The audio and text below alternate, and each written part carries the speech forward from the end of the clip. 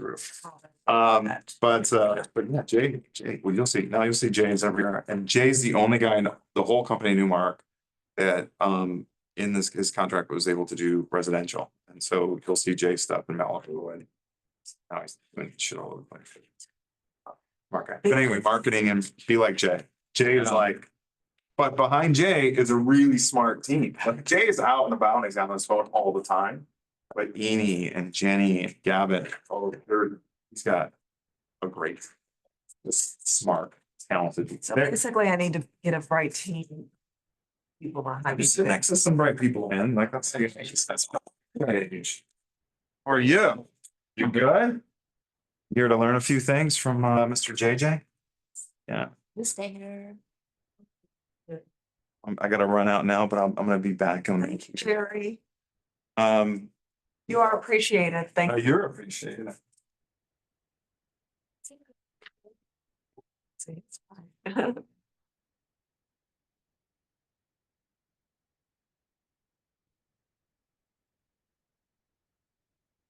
Brand new Ignite, Right. brand new. Are you still gonna do two? We're gonna try. Right. So we're gonna talk about negotiating today and getting to the point.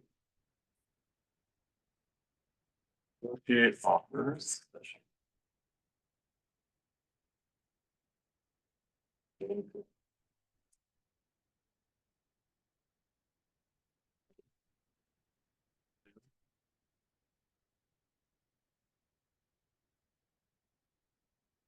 Issue. So share with everybody.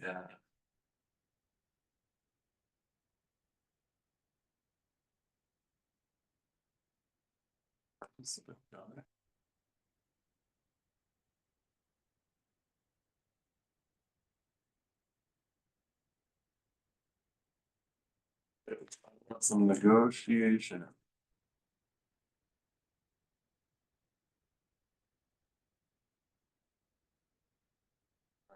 Negotiating.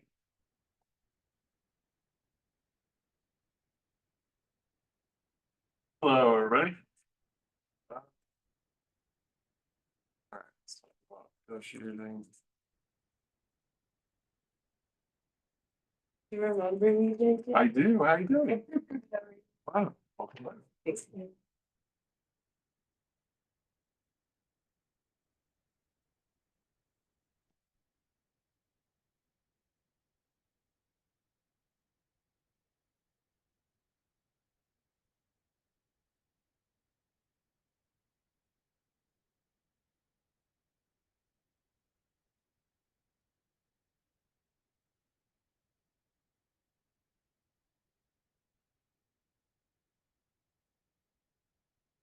Especially if you negotiate offers. How's everyone's weekend? Good. Did anyone do an open house? Yes, Yes. yeah, last week we did Okay. the Reeves Drive in Beverly Hills. Reeves, Beverly Hills. 61 Reeves. On Reeves, Yes, 261. yeah, Reeves. unit 104. That is the gorgeous building It's amazing. on Gregory Way and Reeves. Right? Yes, yes, it is. That is a very high-end building. It's very cheap. And tell me about what? $1,000 HOA. We're just waiting out. We have a few people coming in for lease, but we're wanting to sit on it till it sells. Our seller is really motivated, so he dropped the prices a little bit, but just waiting on it. All right, it's a nice building. There was an agent here that sold something there. I think this year, Heidi. Oh, yeah, so Really? asked me if Yeah. I knew Heidi. Yeah, she Heidi sold that in that property? she sold She something this sold year. One of the residents' house, he told me. And also, yeah, Nice. yeah. Anyway. Good building, good location.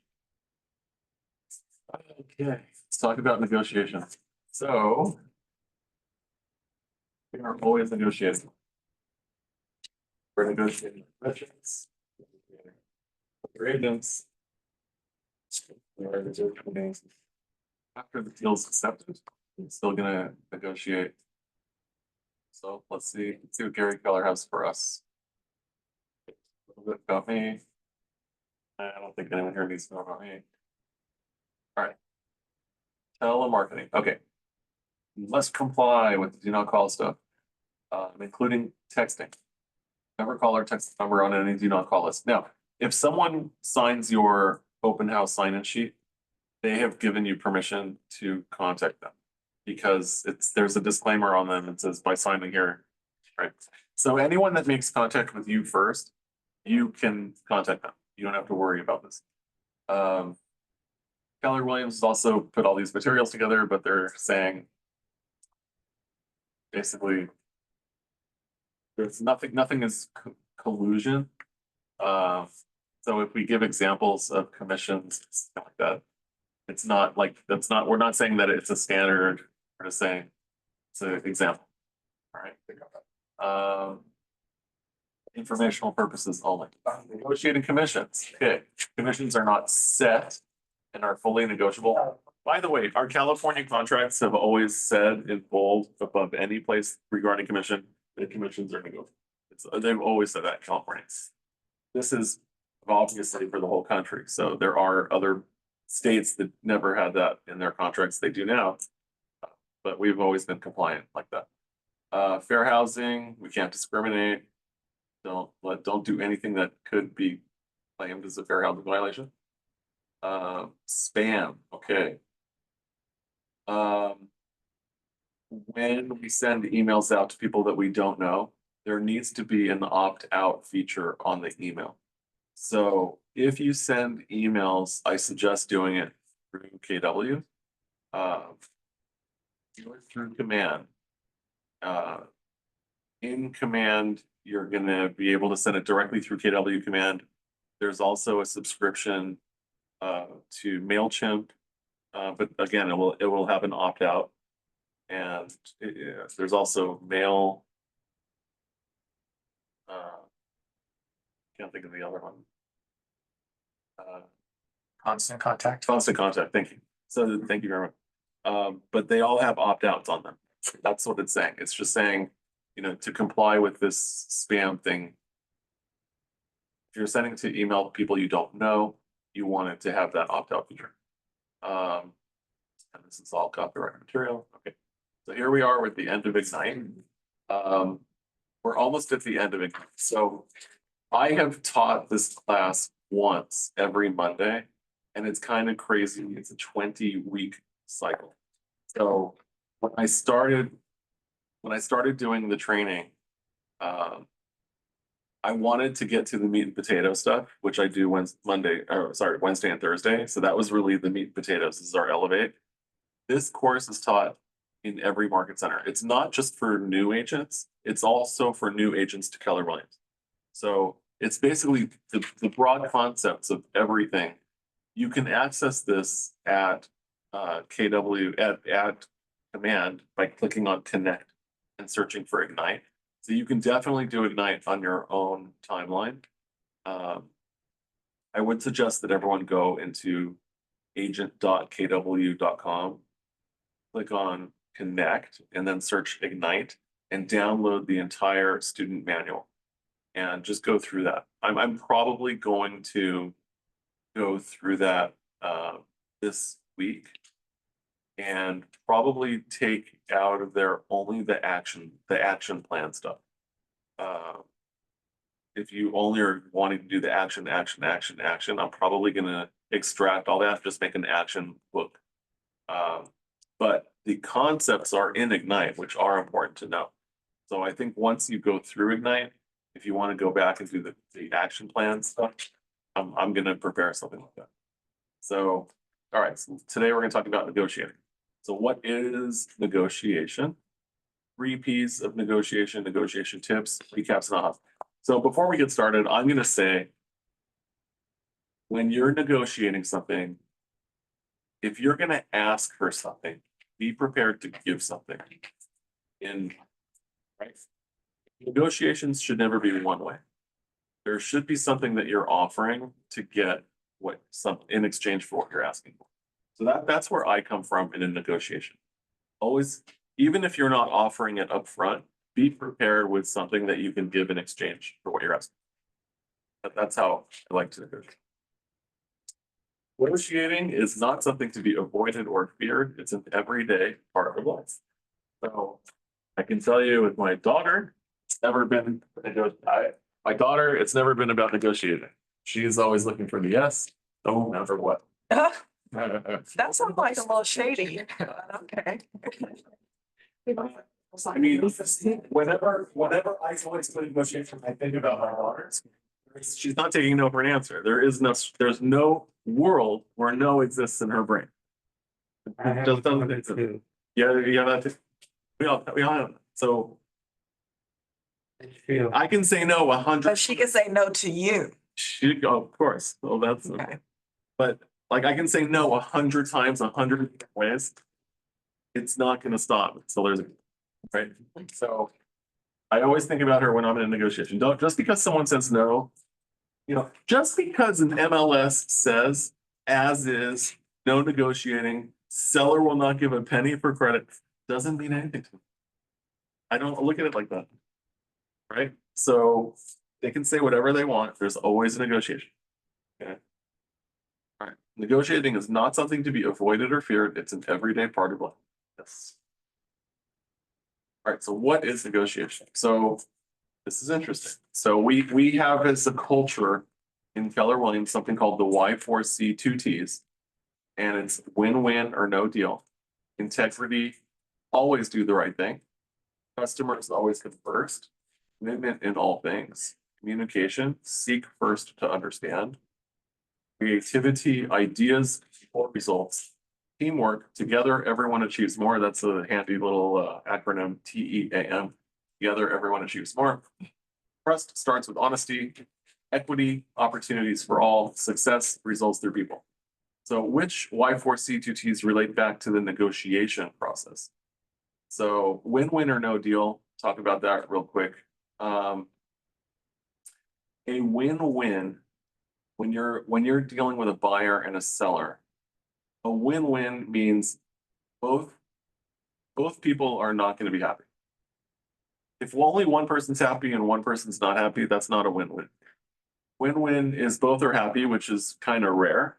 But both people gave something not really wanting to, but it worked out for both parties. That's a win-win, right? Always do the right thing, meaning, and customers always come first, meaning you have to do what's best for your client. So for us, it's just another deal. For your client, it could be catastrophic. If you are representing a buyer and there's an issue, just say, for example, with a retaining wall, and that whole mountain could fall on that property. And that, right, and you're not advising your client to have a contractor or a geological person come look at that wall, or an engineer, a structural engineer, to make sure that that mountain is not going to fall on your client's property. For us, it's just a deal, right? We can do another deal. We can take that client and show them another property. But for them, if they buy that property, they could lose everything. Hopefully they have insurance, but look what's happening in Palos Verdes, right? So mountains are falling down, insurance is not covering it. So just customers always come first, always do the right thing. Be committed. So commitment in all things, be committed.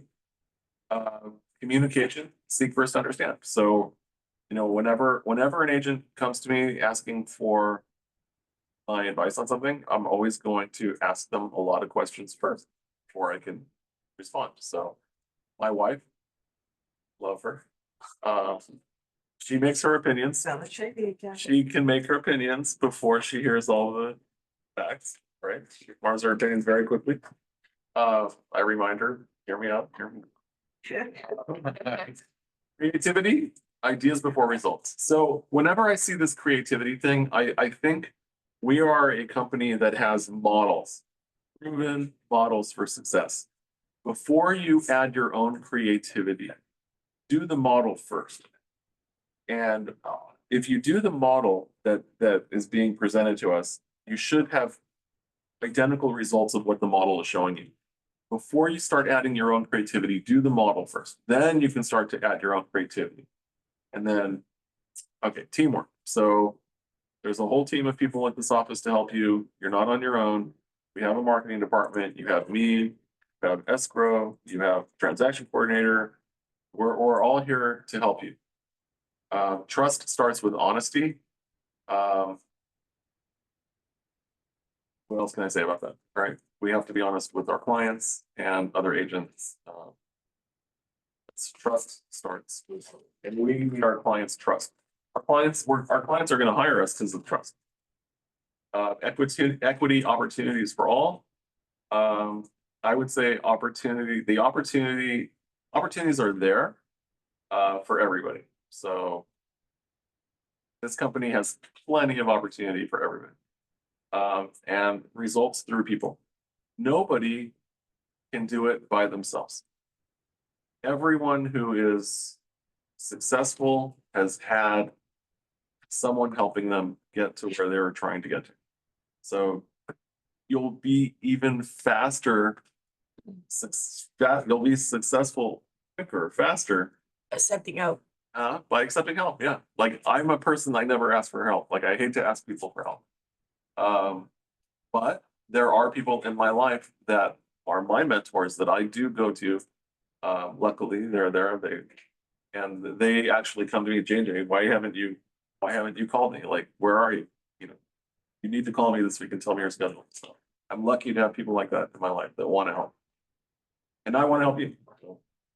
All right, path of a negotiation. There are two options after an offer is presented. Two. So I always thought, well, okay. So there are three things that can happen when you present an offer. We went over this last week. Three things that can happen. The seller can accept your offer, counter your offer, or do nothing. So I guess they're leaving out the do nothing part, right? That's that offer. So either your offer is going to get accepted, it's going to get countered, or it's not going to get responded to at all. So now Gary's like taking that out. So here, offer is going to be accepted, and then you're going to get to close, or the offer will be actually rejected or countered. Okay, so there's going to be a negotiation, and then your negotiation is either going to be accepted or rejected. Now, this here, we're talking about counter offers, right? So you're going to send your offer in. All right. So just curious, you guys send your offer to a listing agent, and the listing agent calls you and says, your offer was too low, submit a new offer. What are you going to say to the listing agent? So you submit your offer to me, and I call you, and I don't respond to you. You call me and say, JJ, what's going on? What's going on with my offer? And I say to you, the seller said it's too low. If you're still interested in the property, submit a new offer. What are you going to say to me in response? Counter. Okay. The seller doesn't want to counter. It's too low. How many offers do you have? Right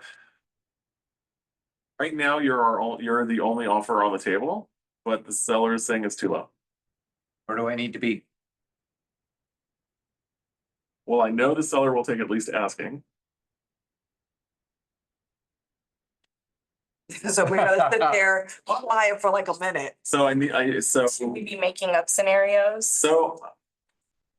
We say, okay, well, asking is fine, but we So- noticed X and Y and Z on the property. The deck is a little bit older. That would have to be repaired in order to bring it up to standard, so. All right, so I'm dealing with a seller that is a little tough and they want their price.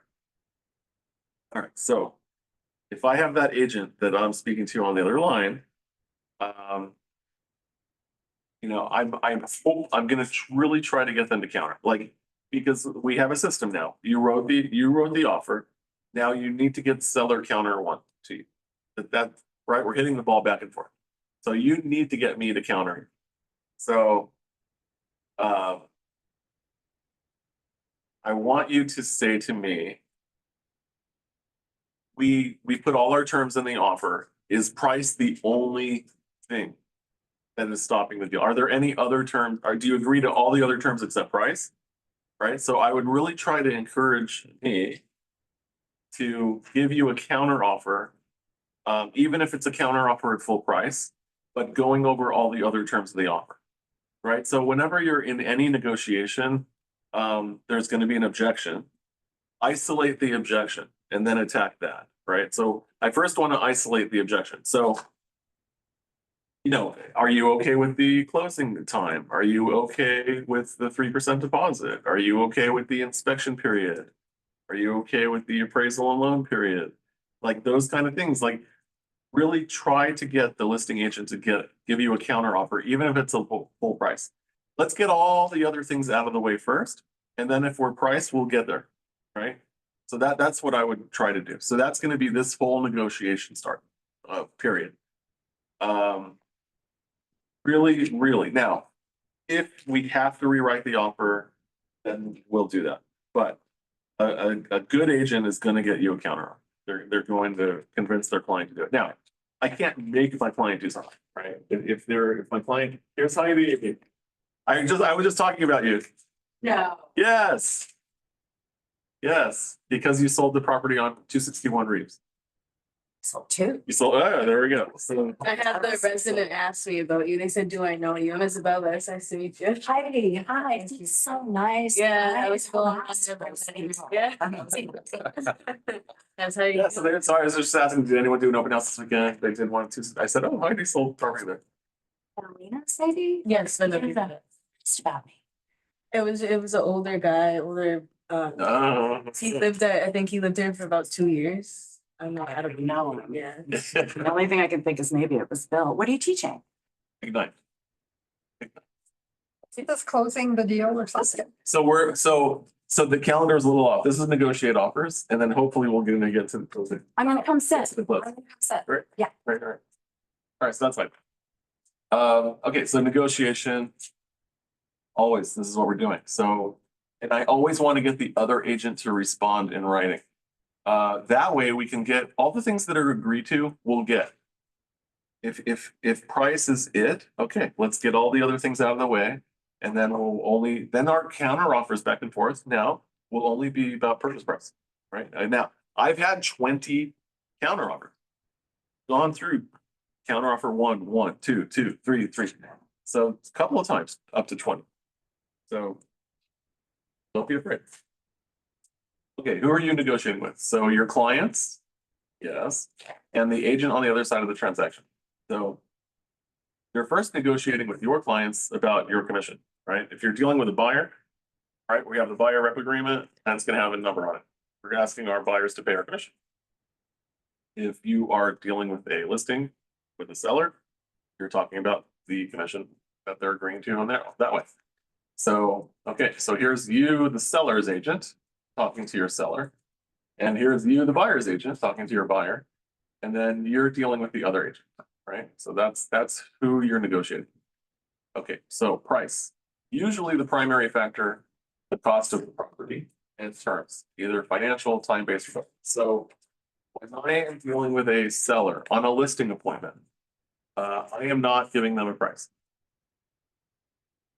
I'm letting them give me the price first. I want to hear where they're at mentally. You could, if I walk into a listing appointment and someone is thinking that they want to get $3 million for their property, and I know it's worth 2 or 2.2, right? And I walk in and I'm like, and they say to me, JJ, what's the price? And I say 2.2, and in their brain it's 3. They're going to kick me out the door. They're not going to listen to another word that I have to say, right? So before we even get to price, I'm just going to talk to them. I'm going to show them what I do to get the property sold. My listing presentation is not about price. It's about why me and not another agent. What I'm going to do to get their property sold. That's my listing presentation. Now, once they like what they're hearing from me, then we can talk about what's going on in the neighborhood, what properties have sold for that are similar, and what our competition is, what else is for sale. So that's where I'm going. Okay, so time-based financial. So I need to know from them, you know, a major question that I'll ask the seller when I'm sitting with them at a listing appointment is, if I bring you a cash offer for this price right now, would you accept it? I'm really looking at what their response is.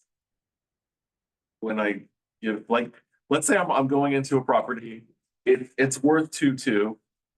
They want 3. And I say to them, if I brought you an all cash offer for 2.2 right this second, what would you do? And I know that's the top value, and they tell me, no, they wouldn't take it. Then I really have to ask myself, is this a listing that I want? Because I don't want overpriced listings where I have a really stubborn seller that is never gonna sell. Like that's just, for me, that's a liability. So of course I want a listing. So I don't want something where I'm spending all my time at open houses. Right, spending my time there, dealing with agents, everyone's writing offers around what it's worth. And I have someone that is not gonna take it no matter what. That's not something I want to get myself into, but. When I'm talking to a seller and they're telling me their reasons for selling, right? I'm listening for, do they need to sell? And they're just, is a price reduction gonna happen in the future? Then I'm more inclined to take those. If they're unrealistic to start with. Any questions about that? Now, there are other reasons to take a listing. I mean, let's say it's in your neighborhood. If you are a geographic farm area person and this is your area, you might want to take that listing if it's on like a corner and everyone's going to see your sign. You're going to get business off of it, but you have to be can't be dishonest with your client. I mean, you have to say to your client, I will take the listing, but understand, don't expect me to sell it at this price, right? We can try, but don't expect, don't blame me. By the way, your clients are always going to blame me if it doesn't sell. All right, they're always. So if you listed at 3 million and it's only worth 2.2, you're at fault for not selling it for 3 million, no matter what conversation you have in the beginning. Right. So just something to keep in mind. And then another agent goes and lists it for 2.2. All right, sells it. Let's see. What are the 3 P's of negotiation? So prepare, present, and position. Preparation is the key to building confidence and ensuring a smooth negotiation process. So I spend a lot of time on this, my preparation. Before I go to a listing appointment, I will research the heck out of that property. I will know everything about that property going into my appointment. I'll be asking the seller questions at my listing appointment that for sure there's no agent asking. So I'm going to be reviewing permits on the property. I'll be prepared with the schools. I will know so much about that property, its history, its transfer history, who's previously owned it. I'm showing the seller that I am prepared to talk to any buyer coming to that property, that I'm prepared to talk to them to sell that property. All right, so that I spend a lot of time on the prep stage. Present. So move into the negotiation process by presenting the offer. And when I'm talking about negotiation now, I'm talking about getting a listing, right? Getting a listing agreement signed. So I'm going to present all my stuff to the seller to get a listing agreement signed. Let's talk about this from the listing side right now. And then the position, move both parties closer until you have full agreement. So you get a listing agreement signed. Now, if you are talking about, you're the buyer's agent now, and you're preparing to write an offer on a property. Okay. So you've already taken your buyer out. What does the buyer need to do to prepare? The buyer, if you're working with a buyer, they need to be in touch with a lender ASAP. And the buyer that says to you, don't worry. I'm not gonna say worry, but the buyer needs to, you need to articulate to your buyer why it's important that they get in contact with a lender now. If we go see a property today or tomorrow, that's perfect. They need to be ready to move quickly, write an offer with a pre-approval letter, and so they don't get beat out by another buyer, right?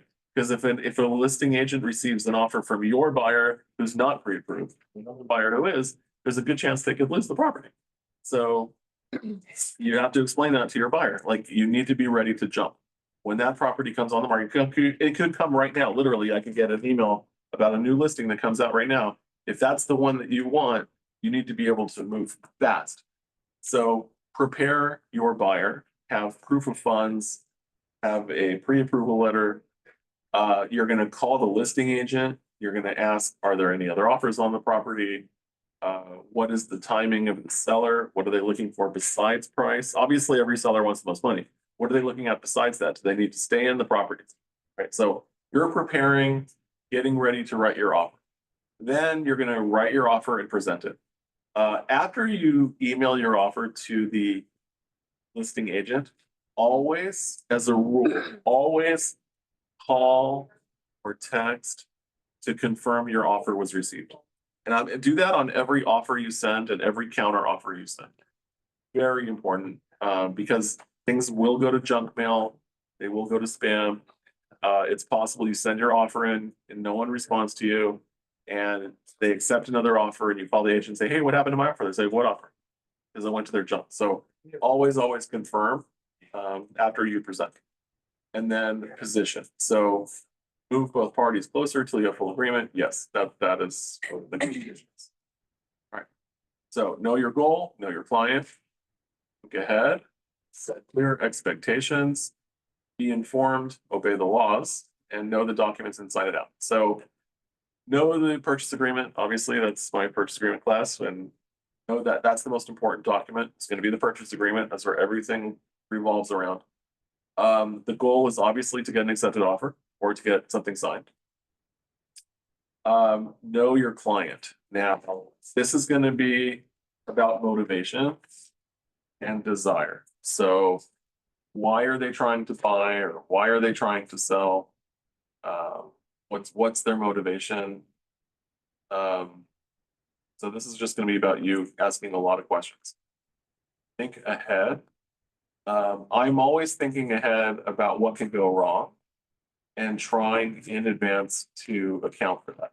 So if you know that you're going to have a seller living in a property past closing, right? Just it's something I don't like to leave anything up for future. So if I'm writing an offer and the seller needs to stay in the property, I'm going to be including with my offer the leaseback documentation. That includes the security deposit, right? I'm not leaving that for future negotiation. Like I'm always going to be planning ahead. I'm telling my clients, just because we accept, if there's multiple offers and they're ready to accept a certain offer, I'm going to tell them, there are deals that fall apart. I'm going to do everything I can to keep this deal together, right? But it is possible the deal could fall apart. In that situation, don't worry, right? So we'll keep selling it.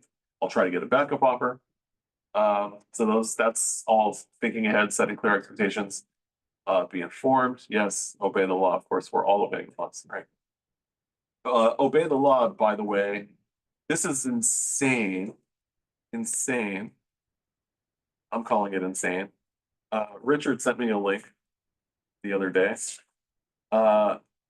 It is there are things that you can do that are against the law, right? If you do actions, they will break the law. This is crazy.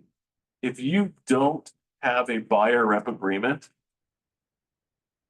and you submit an offer without having a buyer rep agreement, you are breaking the law. So you're actually breaking the law with not doing something. A lot of people are doing that. Breaking the law, like what? Like you can go to jail law. Breaking the law, as in the Department of Real Estate can take away your License, right. Yeah. And then sue you. Assembly Bill 2992. That's what it is. Assembly Bill, yeah, 2992. I'm scared. It's signed September 24th by the government. That's a scary show. So here is Scary. the bill text. And this bill was approved. And And so they know nobody's gonna sit and read all that, because you don't have time. So that's how they get you. yeah, I mean, I don't have the link. I actually did I did put the link in here. So let me show you guys because this is unbelievable. CKW. So here's my shared folder. And I actually have it in my shared folder so everyone could share it with clients if they need to. But it's under buyer and tenant representation. And here is AB 2992. Let me see. So here it is. But I think this is important just to look at real quick. All right, so AB 2992, current status passed. And it says,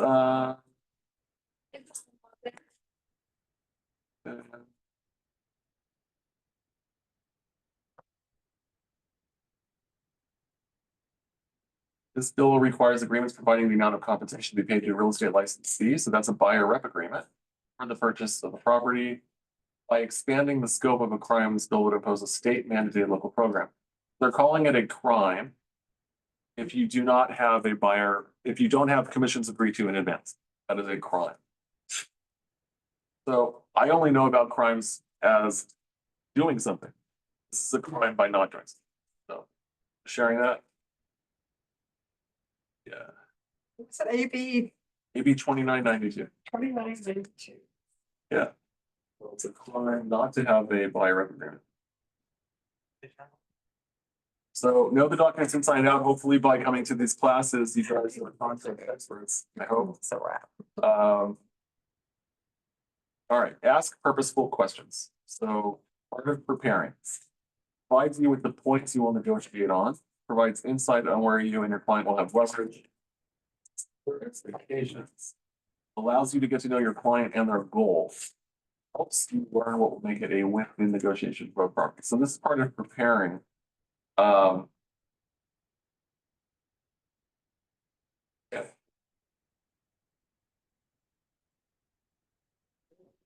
I have a question. Yeah. Sure, if we're gonna get to this later, but what's the best way you recommend that we either word it if it's a listing we have or for a buyer we're checking for? What would be the best way to word in MLS that the seller is motivated and willing to pay concessions?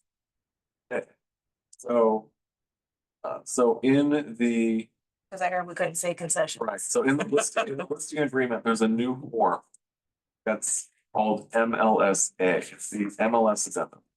So that new form has a checkbox that allows you to say, to check the yes box on seller concessions. There's about two. It's there's a checkbox that the seller needs to, that you need to check and send it to your seller to sign. That says seller is allowing you to advertise concessions, yes. Nowhere else in the MLS can you talk about concessions. Does that mean the seller will give concessions or the seller? We'll consider.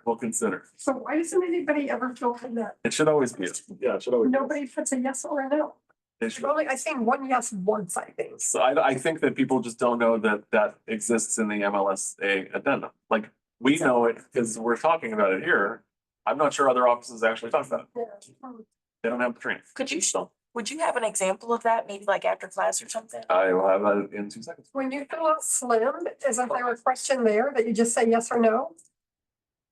In slim, it's a yes or no. That's all it is. Yeah. And you're not allowed to talk about it anywhere else. Or do you have to fill out the addendum?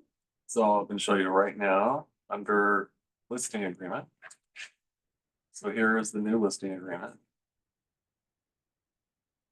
Okay, so this is the listing agreement, starts with agency, then it has listing agreement. Then we have this multiple listing service addendum. This is a new form. We used to have a form called SELM, the seller exclusion, Mhm. the MLS. That still exists, but it's no longer used. This is the new form. So it's the MLSA, and it has 2 things that need to be filled out here. So here is where you can delay going into the MLS at the bottom of page 1. Seller instructs broker to begin marketing property to the public on. And I say after photos. That gives me time to do everything I need. Right. And then there's another checkbox down here. This is it. It's hidden, like in the middle of nowhere. Seller authorizes the broker to put in the MLS that seller is willing to consider. Perfect. So that's it. That's where it exists. You would think it would be in the listing agreement, Yes. right? Why isn't that in the listing agreement? It's on this form called MLSA. And that's why people just don't know. Agents just don't know about it. Is that specific to Keller Williams? No, this is everyone in California. But I just don't, I believe that people aren't being trained on it. They just, Okay, so, We're number one in training of any company. for sure, IT 100%. 100%. So seriously, so other companies don't get this kind of training. You guys are very, very lucky that you have JJ sitting right there. Yes, He's like very. the smartest man in the whole world. He's like the one person I can ask questions to in this company. hey, Thank you. Okay, too, Yes. which is why I'm sitting here today, JJ. All right. Hope I can live up to that. You can. All right. So here we have open-ended questions versus closed-end questions. So what is an open-ended question? Questions that have unlimited response options. What additional information should I know? What is important about closing in 30 days? How do you feel about that? So when I say to someone, what area do you want to be in? If I'm talking to a buyer, what area are you looking at? And they give me a city. My next response is, why is that important to you? Right? Because the person who tells you that they want to be in Westwood and only Westwood, why is that important to you? Maybe they'll buy in West Hollywood. Maybe they'll buy in Culver City, right? So, a lot of times, a buyer will tell you they're looking for something specific and they end up buying something completely different. So have unlimited response options, right? What's important about that? Just you need to ask. What additional information should I know? Okay, closed-ended question. Questions that expect a specific response, yes or no, or one word. Do you have to sell your home by a specific date? Do you have any other offers? What is the bottom line price you would consider? If you as a listing agent get a question from a buyer, what's the bottom line price? You don't know. You don't know. You don't know. Just because your seller is telling you something doesn't mean that's the case, right?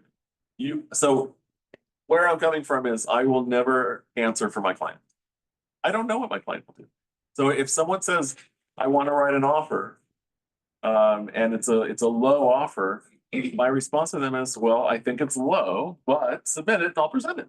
Because I don't know, I can't answer for my client. There are agents that will call me and say, what do you think will happen? I say, you know what? If you write an offer, I'll present it, right? Because I don't know.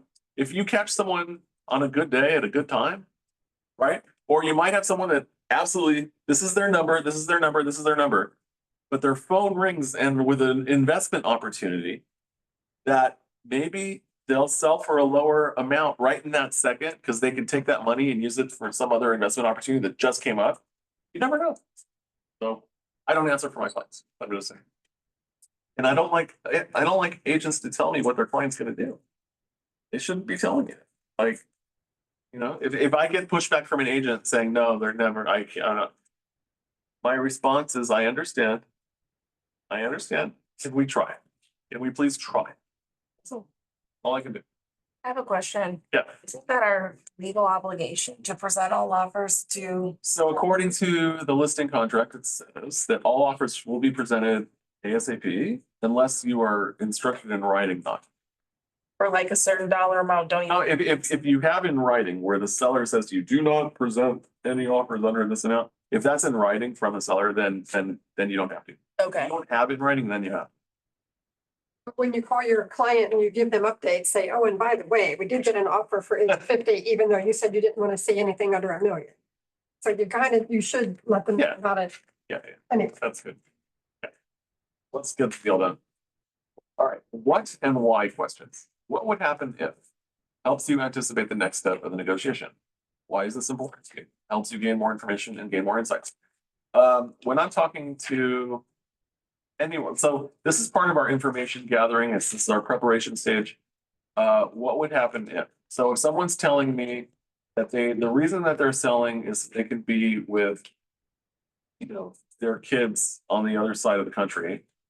That's why they're selling. I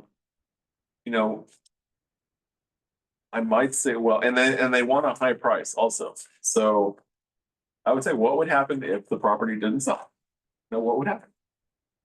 I need them to tell me that they might be open to reducing the price or something. If it's really, if I have a client that actually they have to sell by a certain date, like mandatory, what if you're helping someone that their property's in foreclosure, right? They're late on their payments. That's someone who has to sell. So if I'm not honest with my client in that situation, they could end up losing their property, right? I'm helping them by being honest. And if you're not honest with your client, like, you're not helping yourself or them, right? So, yeah, So let's just say, for example, that that is the case and you're helping a client who's at risk of, if they don't sell by a certain time, they default on their payments, now they have no property and no profit to make at all. So what would you recommend they do? Like, let's just say they have to 30 days to figure it out or to advertise. Would you recommend that they take then the first offer and try to get it into escrow, or would you recommend that it's be in so open house? for I'm just a week or coming at two? it saying, you have to be in escrow by this date. Right. In order to sell by this date. In order to close escrow by this date. We have to be in escrow by this date. In order to make sure that happens, we have to list at this price, Uh-huh. which will create offers. Hopefully we get multiples, Okay. but if you list at this price, there's no guarantee we'll be in escrow. If they did get multiple offers and one of If them they- was for cash and one of them That's what wasn't, we need. That's what we're looking. but what if the all cash one was lower? I would recommend my client, because of the situation that they're in, go with the sure thing. And then we have to talk about bulletproofing a deal. How do you bulletproof a deal? So we're gonna have to give all of our disclosures up front. If you guys are ever dealing with an emergency sale situation, we don't want to give any loopholes for a buyer to get out of, right? Which means everything that a seller has to give, we're gonna give up front. So the seller has to give transfer disclosure statement, seller property questionnaire, a natural hazard disclosure. All those things, the preliminary title report. All those things, when you're dealing with something that has to happen quickly, you want to get all those things ready for your buyer, right? So, sometimes you're gonna see a property and it's gonna have a link to the disclosure package. Usually that package is gonna have everything needed. Listed on the MLS? Yeah, they'll actually upload a disclosure package. From them. Yeah, for everyone to look at before they put their offer in. In that kind of situation, that's a Loctite deal. If your buyer doesn't do it, they're gonna lose their deposit. So, yeah, whenever an agent is giving to you a whole package of disclosures, know that you might not be able to get out on that kind of deal. Because everything's being given to you.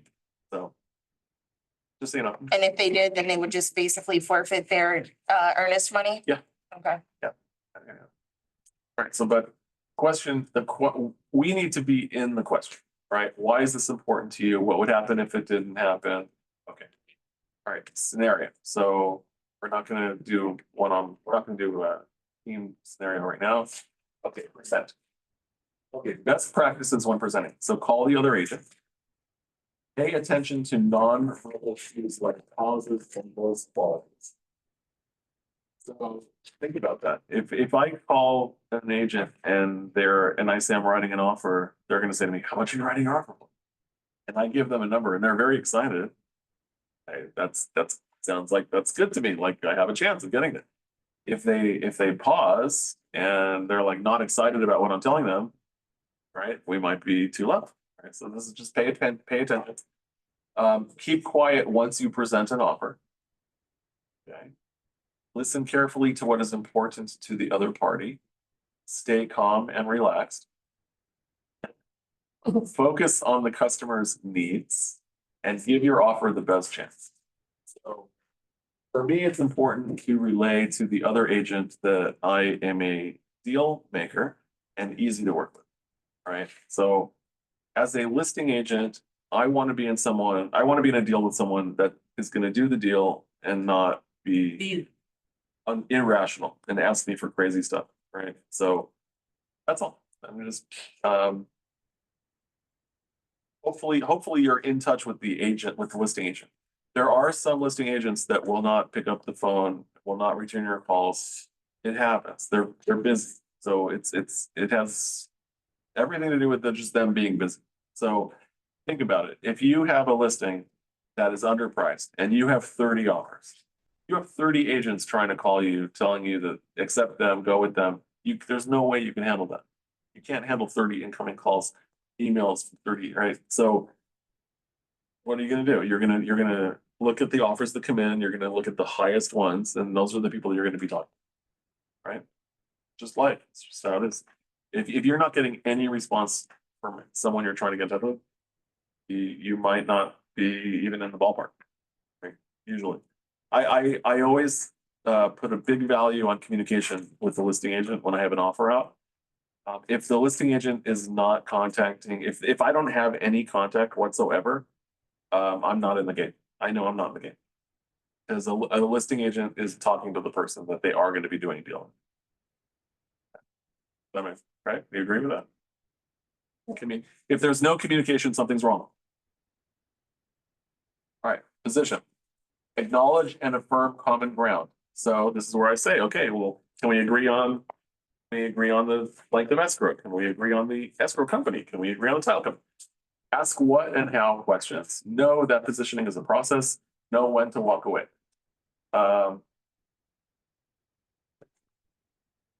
Gosh, know when to walk away. This morning, there was an agent in this office who was involved with counter offers. And the listing agent said to them this morning, prior to acceptance, oh, by the way, 1 block away, there's a homeless shelter being constructed. Now it's up to the buyer. It's not up to the agent, but the buyer now has to relay that to this buyer's agent now has to relay that to their buyer that at 1 block away, they're building something for homeless. It's up to the buyer now. So know when to walk away. That might not be something that you want to You might want to invest it. investigate. All right, take action. Instructions. Work your same partner. So this is about you guys having a role play partner, trying it out on each other before you apply. So definitely I'm happy to be your role play partner anytime. You want to try something on me, come. Try it. No, I'm always here. If you guys don't know, like, we want to get prepared to get on the phone or get into a conversation, bring it to me. I'll be your role play partner. Negotiation tips. Okay, be professional. Yes. Whenever I see this be professional, I always think about myself showing a property up at the top of Coldwater Canyon. And this was like a $4 million property 10 years ago. And the listing agent pulls up and gets out of her Mercedes with no shoes on, ripped jeans, and clothes falling out of her car. Huh? And I'm thinking to myself, this is how you come to show a property. Very successful agent. But okay. It was just crazy to me. That's not professional. Who am I? Maybe that's the new thing. I don't know. I have no idea. Jeans, she was probably. Ripped jeans, barefoot, She was like, clothes coming out from behind the seat when she opened her door. Crazy. Nasty. Works for her. Keep your goal in mind. Pay attention to your communication and tone with anyone involved in the transaction. Continually refer to your client's motivation when speaking with them. Don't reveal too much. Listen more than talk. Keep your client's motivation close to your chest. Don't be attached to the outcome. This is something I'm good at. Don't be attached to the outcome. what made you start to become good? I'm only focused on the next step. I can only do the next step. So, right? I never, what the outcome is getting paid. So whenever, my wife would always say to me, how much is that? How much is that? How much are we making on that? Well, what's the commission on that? I've never focused on that part. I'm focused on, am I dealing with a real buyer or a real seller? What's the next step? We get rewarded by doing all the steps. That's how we get rewarded. The payment at the end is a bonus for doing all the steps. So I don't focus on the outcome, focusing on what's the next step to make this deal happen. What's the next step? What's the next step? Don't be attached. Don't be attached to the outcome. I can only focus on people that want to sell, want to buy, and what's the next step? And that will get me the outcome. The process. Yep. Don't be disappointed if they walk away because there's a homeless shelter being built. If they're a real buyer, they will buy something So else. I responded to that agent this morning. You know what? Now's a great time to be a buyer, and there's a lot of stuff on the market right now. Okay. It's true. There is a lot of stuff on the market right now. Great. Refer to your client's motivation when speaking with them. Okay, so now I have a seller who wants to be cross-country getting a lower offer than she wants. But I'm gonna say to her, you know what? If you accept this offer, I know it's less than you want. It's one step closer to being with your kids. Done. Yeah, literally. Right, so I'm going back to their motivation. All right, so that's, okay, so let's go. Over, okay, we're good. We're gonna go to the next class now. You guys want to take a 2-minute break? Yeah. Okay, then we'll get to the next class. That class is called Get Close. 2 minutes. Coffee. That's. Have that, yeah. You don't have like. It's. Are you taking this with JJ? Take a 2-minute break. She's doing well and she has life insurance already, so I'm like, all right, I'm good. Yeah, that's true. Thank you very much. Yeah, I what I had that life Yeah. and. And now, thank you.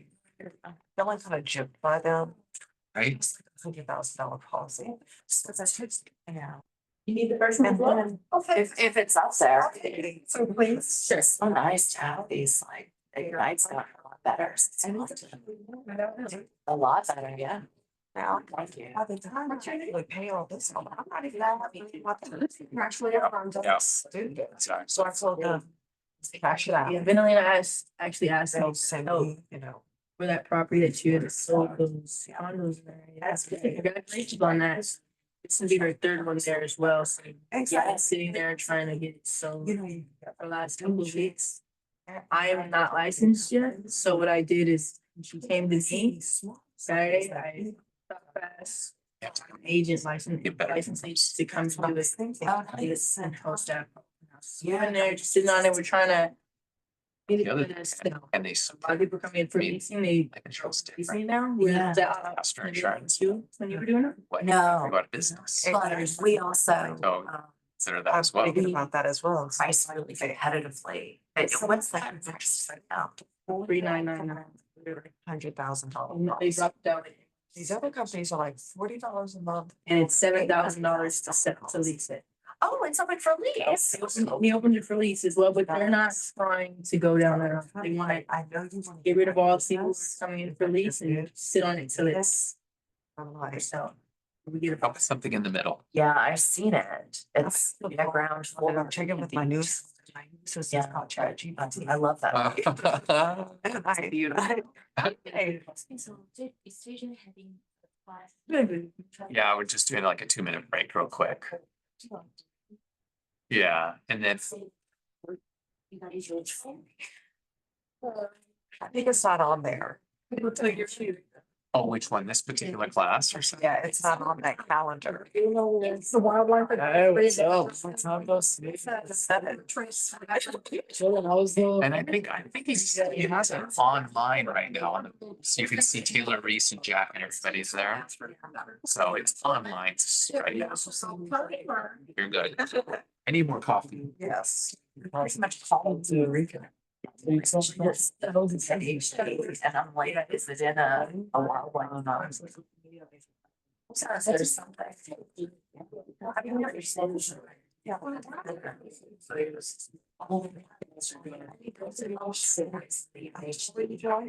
Yeah, I do. So I don't understand why that would be. I joined my July. JJ, I just, on the RPA, I'm just. who pays for what report? Yeah. I feel like I'm on. Yeah, I said, I see a car. I feel like I was past. It's so much different.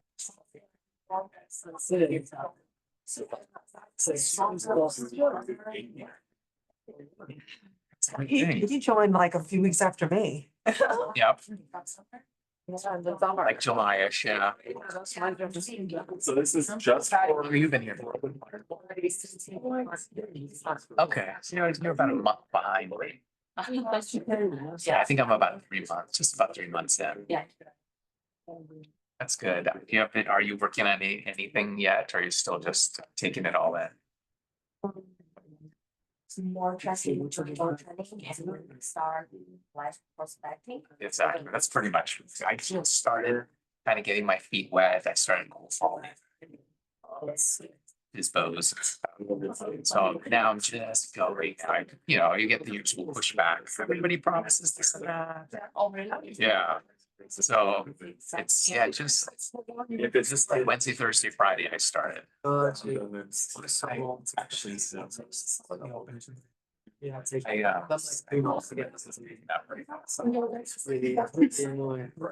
But no, yeah. I mean, it's good. You're starting to leg up. Otherwise, I'll just not up. Actually type and forward slash. That's great to start. Wipe this out. Are you? But she wants to switch it. And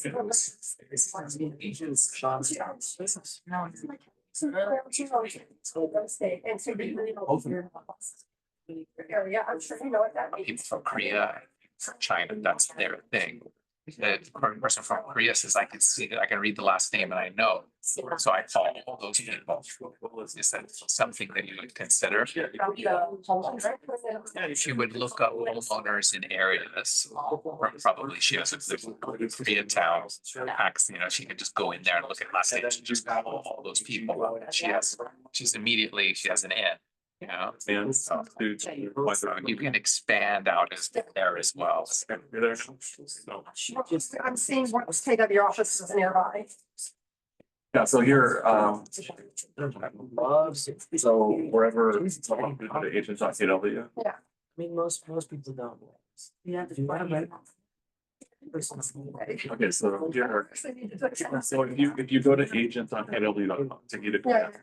you're gonna go to referrals. Yeah. So let's just say I'm looking at Spokane, Washington. Person where. So I'm gonna click map.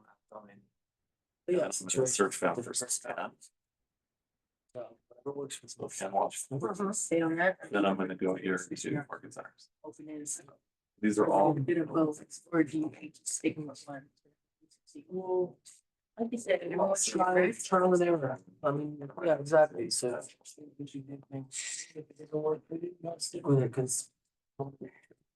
Spend too much, that, yeah. you know, you may not be good at. what are you marking there, 200? So that way. And here are the results, these two. But exactly. By production, by buying size, listing size. And You busy these days? What's going on? Thank God. Last month has just been falling out, falling out. yeah, that's right. It's just been crazy, but. All that. And JJ, Talk. are the man. Ah, exactly. No, yeah, thank God. I still have that listing of. Yeah, town and warehouse. Yeah, Uh, you have that listing, or you? I have that listing, Oh. correct, yeah. I don't know if I told you about that. You mentioned like you had a lead for it, but now you Yeah, actually yeah. signed the guy. Correct. And I'm another client. You know when you go to the front desk? Oh, that's. You know when it's got one. Yeah. We almost closed on a property, then. Some shady stuff happened, we're back to square one. The landlord didn't want to do business with my client's partner because he didn't want to do business with Pakistani. He has a, That's racist. yeah, no, absolutely. Always, this is what I was gonna ask you, Previous experiences with. whatever. I can't believe you even voiced that. They're straight up. Yeah. God, that's what I had to deal with Oh, all the yeah. time. We're Being a black actually- person, people are like, different from. I'm like, really? But you think so? I don't know. No, it means that you're not an average in IWG. God. All the time I get it. I'm like, why are you staring at me? Stop staring at me. Horrible how often it happens, and nobody really realizes it either. Well, I realize it because I have to live it every day. Yeah. And no, you can't do anything about it. And when you tell people about it, they're like, what? It's like, yes, this is the life. This is what I was telling you about the hate I got with joining here. You're familiar. Because it's also part of that racism. People don't want to see me succeed. That's why I just have to. I'm like, let me just breathe it out, let it go, focus on my time. You should try. There you go. I don't have any letters telling me. Yeah, I'm saying it's in my best. I was really, I talked to Noah a couple times. He still has his listing or he's full? He's still showing it. Last week I saw him, he said, no, we're still trying to like get it sold. Just listing is not that long ago. It's not his listing though. He's just doing the open houses, but I think he gets a little piece. Not Oh, a that's whole good. listing, It's like finder's fee. something like that. Yeah, exactly. That's cool. Are you here? Raised? Oh, that long. Yeah, 400 years. Lives just north of You're where I live. not. Figure. I live on. Or they circle Oh, it. Cienega Park. I wonder, You know, learning. Cienega and I Olympic. know La Cienega by the mall. Yeah. like, Go south By of the the mall, you're talking Ugly Sister. Yes. I live 15-minute walk away from there. Okay, that's like one of my favorite areas here, so Yeah. I'm always, I was there last week. It's a great mall. I love it. I love Beverly Connection more because way more. I definitely wanna do. Yeah. Beverly Connection, that's where they have. Yeah, It's across the street. The grocery Wait, store, that's- Ross, TJ that's what Maxx, I am. Nordstrom Rack. That's where I always go. Yeah, that's the best place. But isn't Like it, soup plantation over there. isn't it the same thing? Like, why are you selling that something different? It's called Connection. Center is across the street. That's the one with. With the movie bells. Store. They got Right. all the Alpha store. It's like a walk. So it's called Beverly Center Yes. and there's Beverly Connection. What the heck? I actually could invite help. He's, And you'll have. works for an architect and my dad's the engineer. Oh. So he drew all the plans for that. Yeah, So, you know, Paul Williams. a little bit, yeah, because it's in the family kind of thing. That's awesome. Yeah. So whenever we talk about certain buildings, my dad's like, Yeah, she "Is that one at that?" Yeah. All right, everyone, stay, we're almost there. Close 20 classes, summer 19, getting to the club. All right, we're almost here. You hear that? Is this mine? Yeah. We're 18 minutes. We went through all the disclaimers already. So just be careful with your do not call list. Make sure. Five down. Now, if you guys need to subscribe to our company's do not call database, right?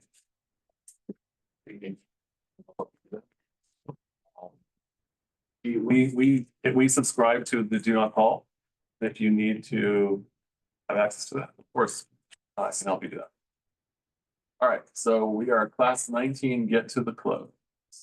All right, so today's agenda is to go over some timelines, best practices and risk avoidance, referrals and reviews, post-close follow-up. Yeah, let's check it out. Gary Keller.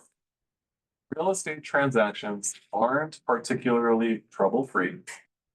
It's a strenuous and trying time that requires all the attention and effort you can command. There is no perfect transaction that has no issue come up. You will learn something on every deal you do. I learn something on every deal I do. What we do is just tell our clients what could happen, right? Just tell this could happen, this could happen. We're just anticipating that. It's a very strenuous time for buyers and sellers. You're gonna see the worst of your clients. It's all gonna come out now when they're buying and selling. It's emotional. They compare it to be up there with like Memories. a death or a divorce, like a major life event. It's emotional. I mean, you are definitely playing the role of psychologist at this time. And all that goes with it. So So what pushes you through is you keep thinking about the money that earned after. Well, he said don't be attached. What pushes me through is reminding myself how emotional this process. That's what pushes. And you have empathy for that. Because they're gonna attack you, like you don't know what's gonna happen. This is an emotional time. You're gonna pick up the phone, client, they're gonna scream at you. Has nothing to do with you. But you're taking it personally. But this is emotional, it's just an emotional time. Someone who needs to get out of their property that they've been living in for 10 years, it's emotional. No matter how much they're telling you it's not, it is. So that's all. Just remind yourself, it's not about you. They are under tremendous stress. I can tell you, there was so much paperwork involved in loan paperwork for the past few years. every buyer I've dealt with has said, if I knew going in, all the paperwork that I'd have to deal with to get this loan, buying, I would never have done it. It's just, it's crazy. I mean, they literally have to take time away from their job in order to fill out all the paperwork required of them and get the things needed. So They'll survive when they think of They'll their survive. equity comes, yeah. With the equity. keep in mind, it's not about you. Just remind yourself, this is a very emotional transaction. Even business deals, which shouldn't be emotional at all, strictly by the numbers, it's still emotional. You know, people have emotions. Keep it in mind. All right, deadlines and contracts. 30-day escrow seems like an eternity when you're waiting to get paid. Right? It seems like it's so long, forever. 30 days seems like a year. But in reality, a 30-day escrow is fast and things have to happen quickly in order to meet that deadline. Okay? So use the contract you have been using in previous days of the night. So I guess that's interesting. We should be having a purchase contract here with us to look at. Use the timeline in your participant guide. Use the contract to find out different deadlines in the contract. So we've gone over this contract. Your buyer has 3 business days to get their deposit in after acceptance, right? They have their loan contingency, their appraisal contingency, their inspection contingency, 17 days or less. And then they have 5 days prior to closing to do a walkthrough, and then they have to close, right? That's the time. So keep that in mind. Now, all that has to happen in that time span is you have to do your investigations. They have to return their paperwork to escrow. They have to get everything to the lender as fast as possible, right? So your job when you're dealing with the buyer is basically helping them schedule inspections and making sure that the lender isn't waiting for anything from them. So you should be in constant contact with the lender. Are you waiting for anything from my client? And be in contact with your client. Is the lender waiting for anything from you? Is there anything I can help with? Pushing forward. So that's the timeline. All right, so here we have a contract acceptance date of September 2nd. Inspection period ending 13th. So how many days is that? That's an 11-day inspection period. And then closing in 30 days. Okay, so this is an 11-day. That's pretty reasonable. Who is involved in the transaction? So it's not just handled by you, your client, and the other agent. So who is involved in the transaction? I think we can get through this. So you have the buyer, buyer's agent, seller, seller's agent, escrow, lender, HOA, title company. Anyone else? Exactly. Where's the money? Where's the money coming from? Family. I need to know everyone involved in this transaction. So whoever has the money, that's your client. Okay, so if your client is 65, but the money's coming from mom and dad are your client. Just make sure that you're in touch with them during the whole buy process. You don't want to be working with your client for 1 year showing property and they call their parents for money and the parents say, well, let me call my agent.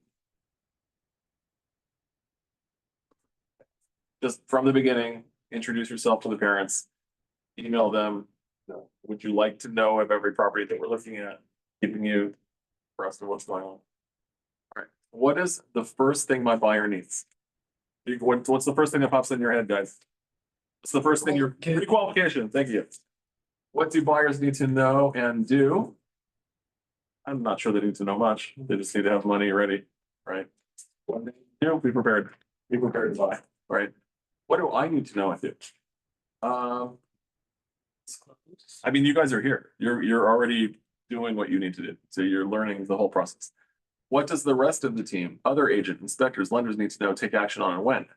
So this is going to be your timeline, right? That's what we're talking about. So you just need to know, how long do you have for inspections, right? How long does the buyer have to get their money into escrow? If you know your buyer has 3 business days to get their money into escrow, and it has to be wired, and keep in mind, there's a wire deadline. So your buyer needs to know that hey, there's a deadline. If our money is due, what's today, Monday? So if we have an accepted offer today, the deposit's due by Tuesday, Wednesday, Thursday. And if it has to be by wire, there's a wire cutoff time. So that means they better get their money, at least get into the bank by 11 a.m. to make sure that wire gets out on Wednesday, right? That's the deadline.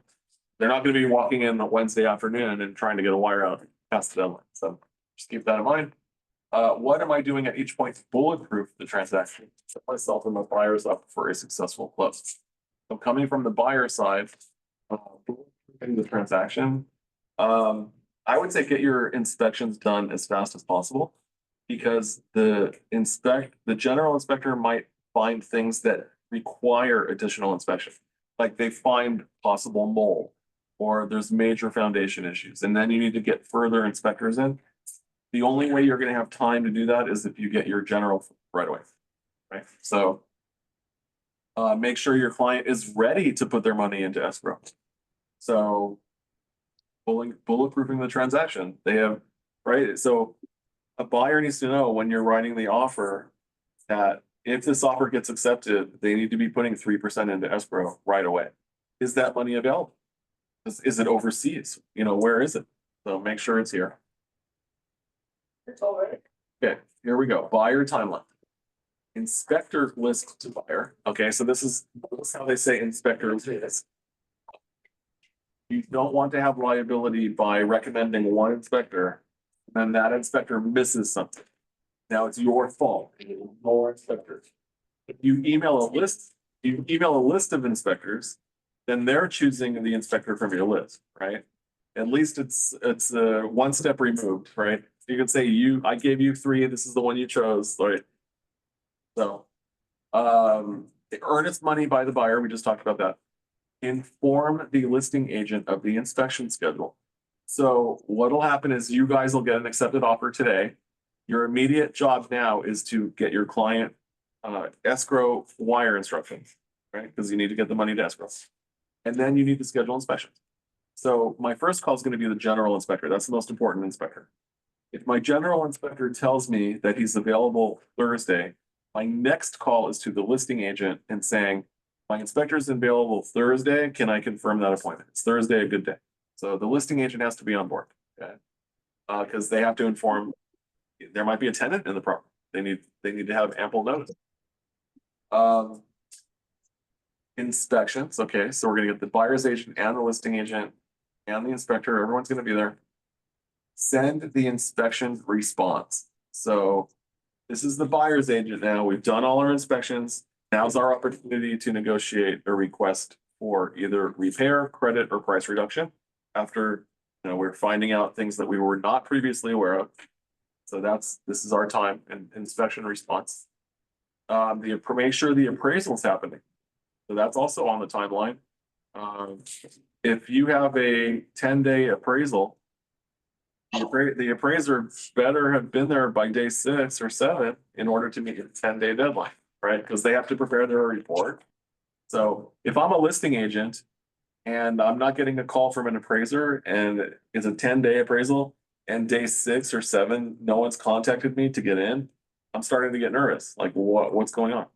So, and then the final walkthrough. So the final walkthrough means the buyer has 5 days prior, 5 days prior to closing, 5 days, 4 days, 3 days, 2 days. 5 days prior to closing, the buyer has the right to go to the property and make sure it's in substantially the same condition as when they entered escrow, and that all repairs have been completed by the seller that were agreed upon. Okay. Inspection period ends, so contract acceptance, closing. So this is all 30-day escrow, so it happens fast.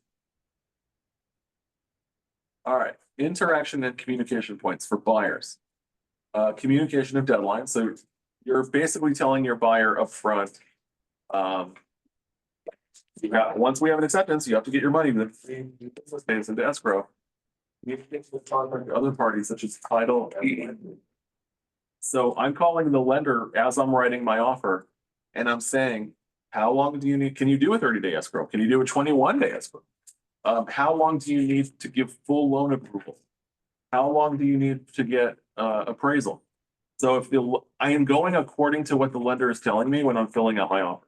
If the lender says I can get you full approval in 10 days and I can do an appraisal in 10 days, that's what I'm putting in my offer. 10 days, 10 days. Okay. Lender and buyer communication. So I'm just make sure that your lender and buyer are communicating.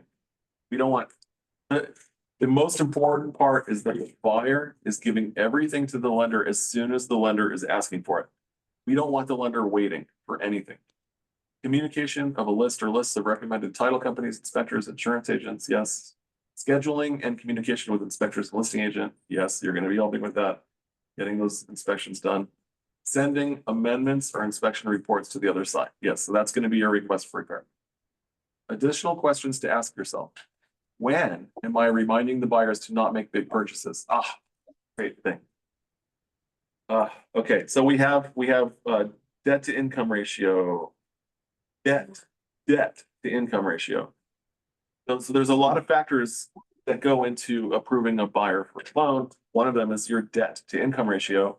The lender will usually do a credit check in the beginning and one right before closing. Do we have another Ignite, Yes, 19, oh, that's 18, and then this is 19.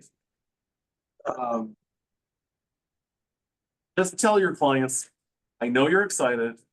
Don't go buying all the furniture on your credit card till escrow closes, because it's gonna change your debt to income ratio. They might pull your credit right before closing, and then your FICO score lowered, or they're including all this debt now on your credit card, and your loan is not gonna be approved. So just have that conversation up front. Everybody doesn't want to waste time. The buyers want to get in there early. They want to order all their stuff.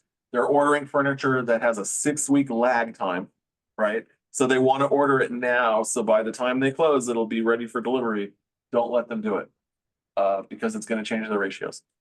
Order it now and do all of their holiday shopping now, and then contact their lender. We just got to make sure that those ratios don't get them in trouble. What's a healthy ratio? 33%? Every loan's different.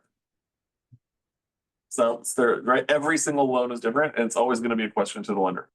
What's the maximum allowable credit from the seller to the buyer on this loan?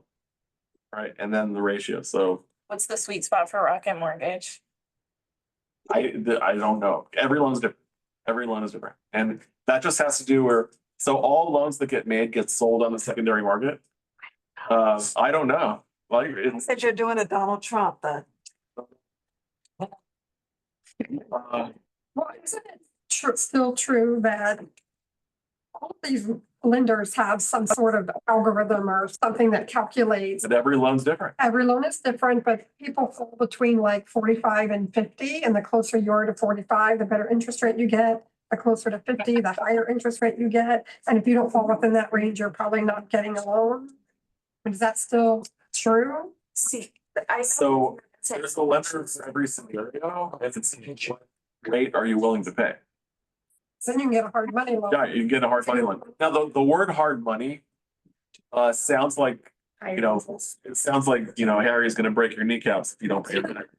But that's not what hard money. Hard money just means it's not a conventional loan. It's a higher rate, more riskier loan. That's called. When you said hard money and then Harry, because my father's name is Harry and his hard money. And they'll break your kneecaps if you don't pay them back. Son is repo man. So hard money sounds like you're borrowing money, like Not actually. gotta pay that money back. But it's just. Attached to the house? Is it? Is it still attached to the house? Oh, the house is Is the securing- collateral? Yeah, it's, Yeah. yeah, for sure. Am I communicating notice of any holidays that may delay the process? So when I am looking at my, so what's gonna happen is you're writing an offer, it's gonna get accepted. And now escrow is gonna send you their escrow instructions. You need to approve them. They're sending you a draft. Escrow is gonna send you an escrow draft before it goes to your client, buyer or seller. You're gonna look at your contract and say, okay, well, we had 10 days for this and 17 days for this and 30 days for this. You're gonna go, I use a website called Date Calculator. I just go to Google and I go date calculator.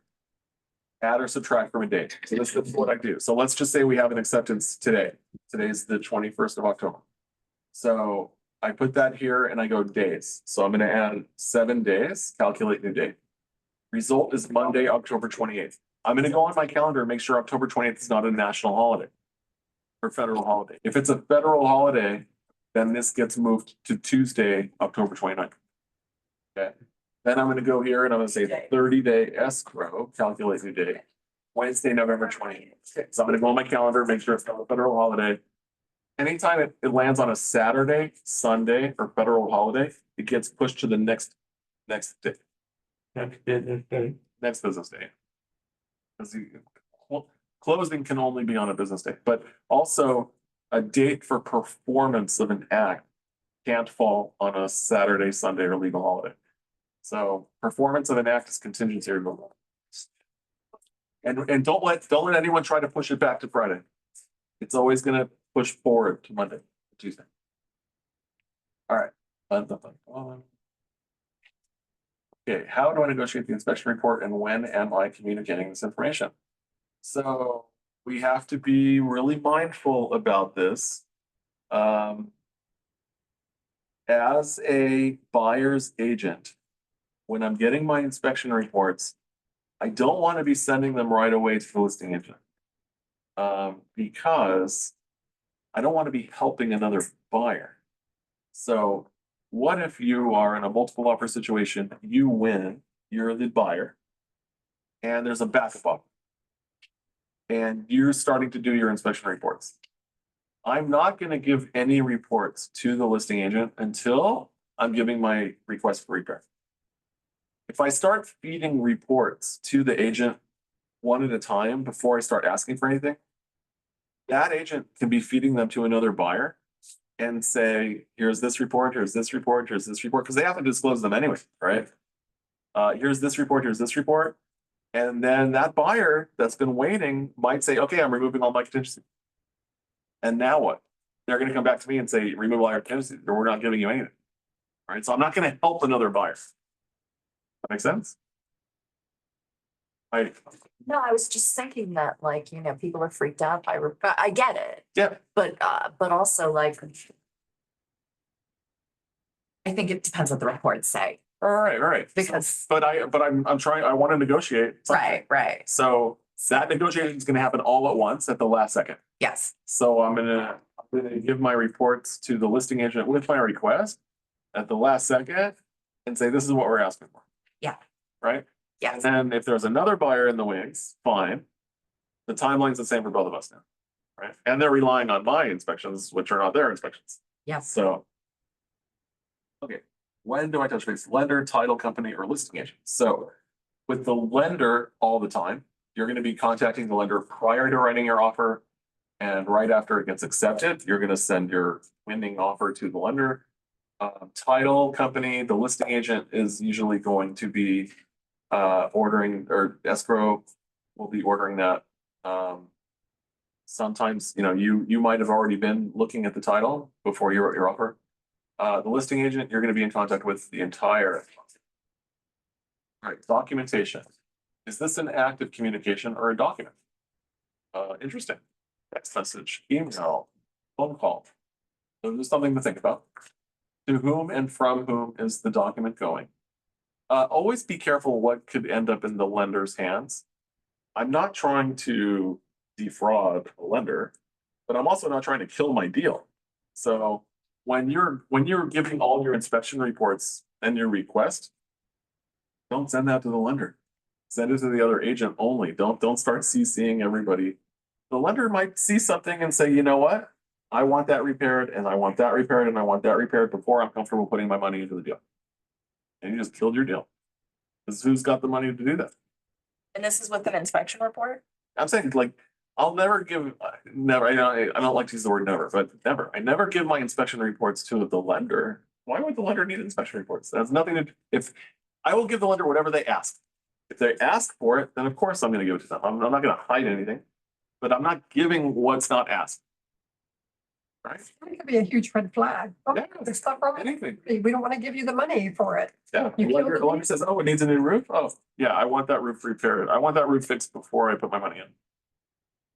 So if they put their money in it and then it comes out afterwards, but they didn't ask, there's no consequence? I mean, the real deal is the lender's money is secured by that property, Mhm. and the down payment was the down payment is equity in the property. The lender's pretty secure. Okay. Right, so that's the real story. The lender's pretty secure. That's why they do the appraisal. If it doesn't appraise, Yeah. they're not gonna give you the money. If it appraises, they know their money's protected by the house.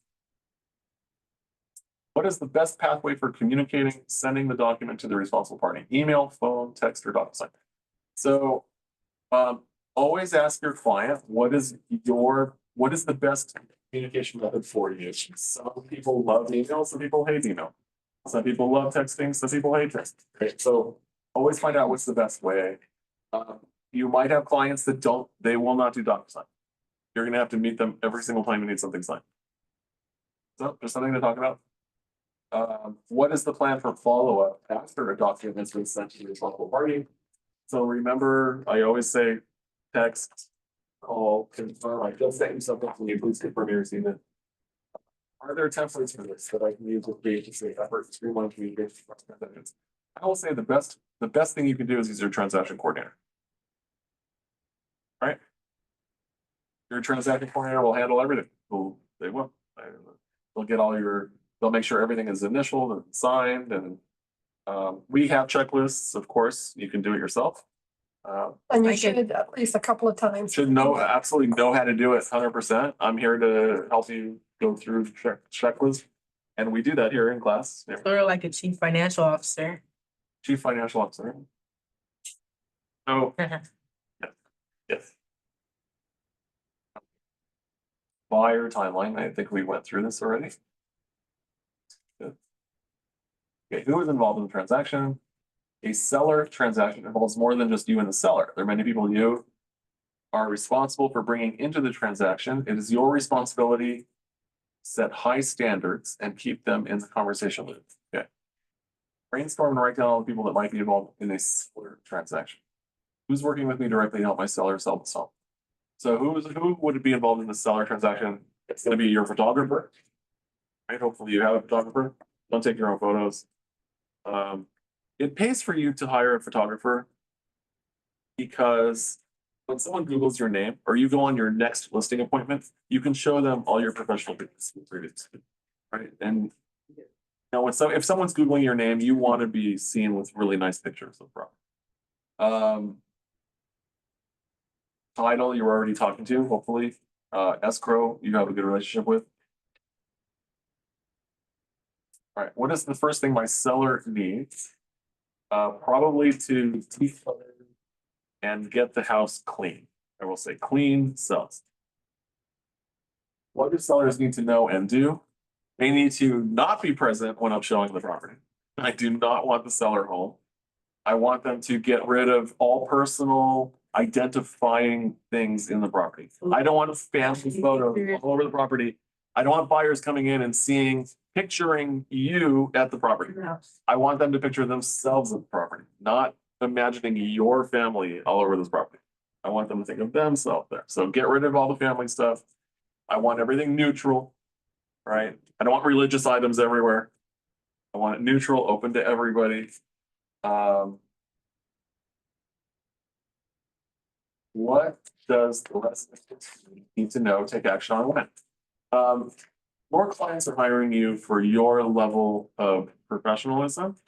And it doesn't matter if you yourself are doing it or someone else on your team is doing it, as long as they are doing it to your standard. Your client is hiring you for your standard of professionalism. Okay. So as big as your team is, if they can deliver your qualities, you're good. That's how you can grow it. Your team as big as you want. Everyone's going to work at your standard. You're going to set the standards for your team.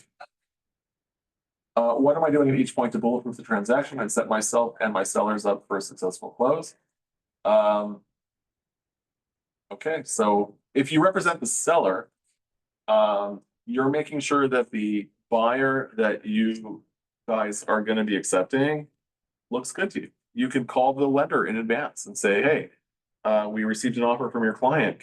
Did you really look at their tax returns? Did you run credit on this? Like, are you sure you can make this deal? You know, trying to bulletproof the deal, looking at their proof of funds. Is it from, you know, got your money in the safety deposit box, or is this a real bank that has their money? Like, I don't know. So I'm just trying to avoid anything falling apart. So, all right, here's the seller timeline. Okay, let's look at the seller timeline. So again, we have a 30-day escrow. The inspector lists to the buyer, this is again on the buyer side, earnest money comes into escrow. Inform the leasing agent, yes. Get to the close, get to the close. Okay, let's look at the bottom one here. Okay, mark listing is pending in the MLS. Okay, so as a listing agent, we have to put everything into the MLS. We have different categories in the MLS. So you guys know there's active, which means it's for sale, active, there's no accepted offer on the property. Then we have two other options for property that's in escrow. We have active, under contract, and we have pending.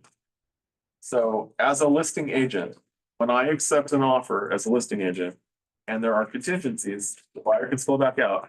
That's called active under contract. Okay, it's active, still for sale to other backup buyers, but it's under contract with buyer number one. Buyer number one can still back out and get all their money back. As soon as buyer number one removes all contingency, then the listing agent should change the status to pending. Okay, so that's the difference.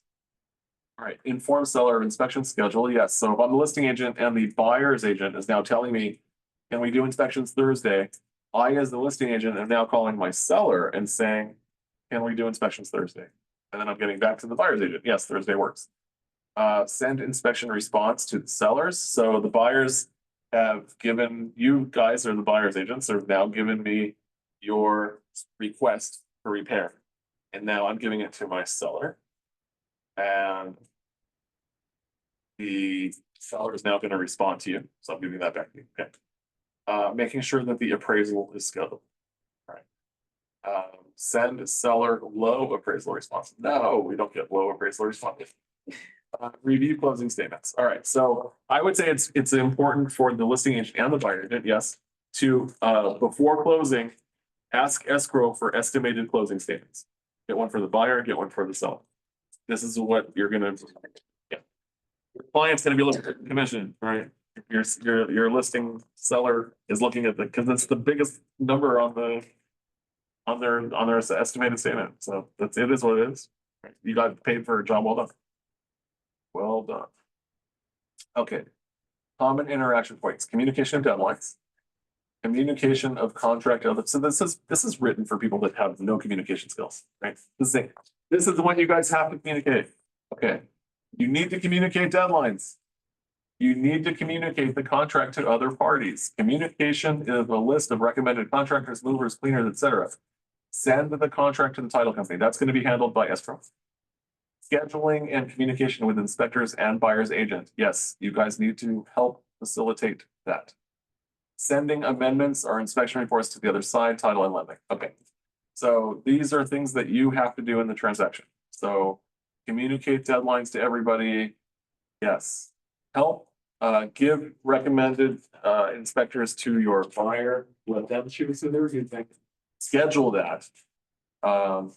Make sure that escrow has everything they need.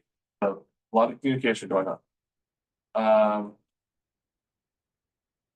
Okay, what is the best pathway? Yeah, we talked about this. What is the plan for follow-up after dog? Yes. Are there templates for this? Okay, we'll talk about that stuff. We already looked at this. Okay. All right, don't forget we have command to help you move your transaction forward. So I'm just gonna look at command real quick just to show you guys.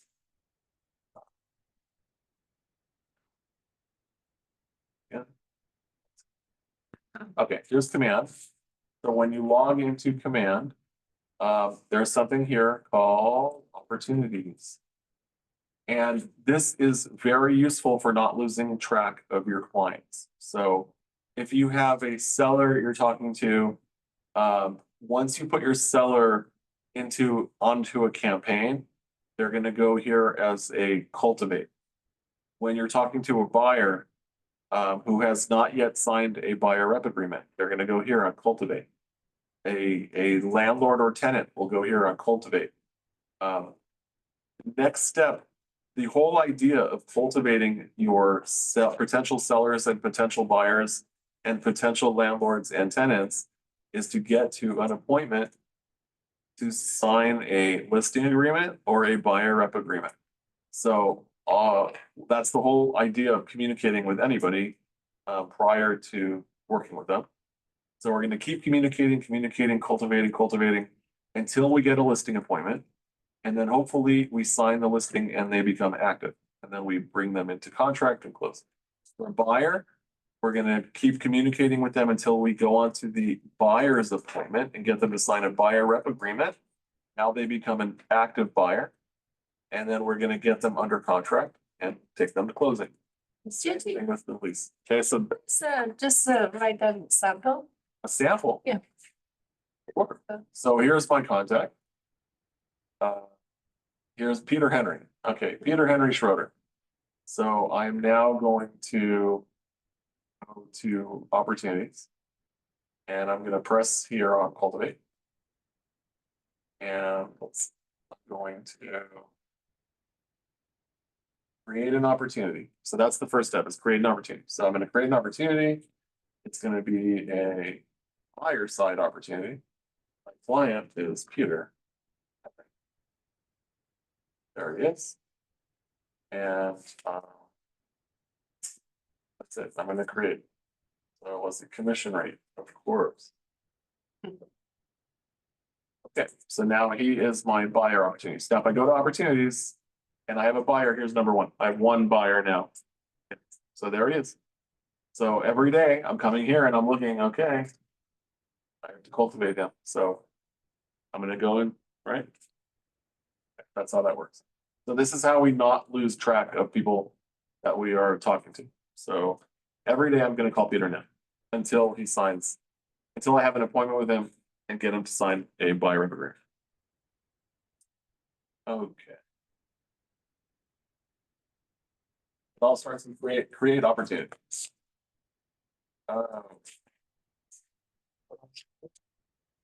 Best practices and risk avoidance. Okay. Communicate clearly and often with everyone involved in that step of the transaction. Set expectations up front and maintain your professionalism throughout. Yes. Risk avoidance. Looking at your timelines, answer the following questions. Where is the deal at risk of falling apart? What are the best practices to keep the deal alive? So what do you guys think? Where's the deal at risk of falling apart? There's no communication, no good communication at least. Yeah, so communication is really important. I think you guys are gonna find in your buyer side deals, lenders stalling a lot. Not gonna be able to meet the deadline of the full loan approval. And that's gonna happen often, unfortunately. The best thing you can do is keep in contact with the listing agent, so there are no surprises. I would, if there's an issue that comes up 3 days into the loan, don't be afraid to call the listing agent and say, this came up, but my buyer is working on it by doing X. That way, when it's time to ask for an extension, it's not a surprise. Right? So I think the worst thing you can do is wait till the contingency is up for removal. And at that time say, oh my gosh, we have this problem we're dealing, and they're gonna be like, well, we're canceling on you. Right? So just keep the communication going. The deal's at risk of falling apart the whole time with the lender, right? But I think another opportunity for a deal falling apart is when you're requesting your request repair. Now, keep in mind, when your contingencies are up for removal, that doesn't mean that if that has to happen that day. If it doesn't happen that day, the other party still has to give you a notice to perform. Okay, which will give you 2 additional days. So yes, we do want contingencies removed on time. Of course we do. But the seller doesn't have the automatic right to cancel if you don't remove your contingency on time. They first have to give you a notice to perform. That will give your client 2 days. And then on day 3, after that, then they have the right to cancel. Doesn't automatically cancel. So, relax, we'll get the deal done. Right? You guys are the calming factors here. Got to keep everyone. Oh, yeah, we'll get the deal done. Always act in your client's best interest, even when it seems to conflict with your own. You need the money, this deal has to close. It doesn't matter that the property's gonna fall apart as soon as they buy it. I need the money. No, that's not in your client's best interest. Find them a property that's not gonna fall apart. Yes, you're gonna have to figure out how to survive another week or two or a month. Yes. The best thing you guys can do is talk to as many people as possible and have multiple deals going on at the same time, right? Of course. The more people you're talking to, the more business. Simple as that. If you're in, I don't know, some place that doesn't have a high price range, if you're selling properties that are $50,000, $60,000, you have to sell 150 homes a year to make a living. So you're an agent figuring out how to sell 150 homes a year. How many people do you need to contact in order to sell 150 homes a year? It's the same thing here in LA. Doesn't matter that the price is this much. How many people do you need to contact to sell that many homes? It's the same for. All right. Referrals and reviews. Okay. Future opportunities, repeat and referral business. Take advantage of all opportunities to earn your unfair share. Repeat business. Referral business, yes. Client reviews, yes.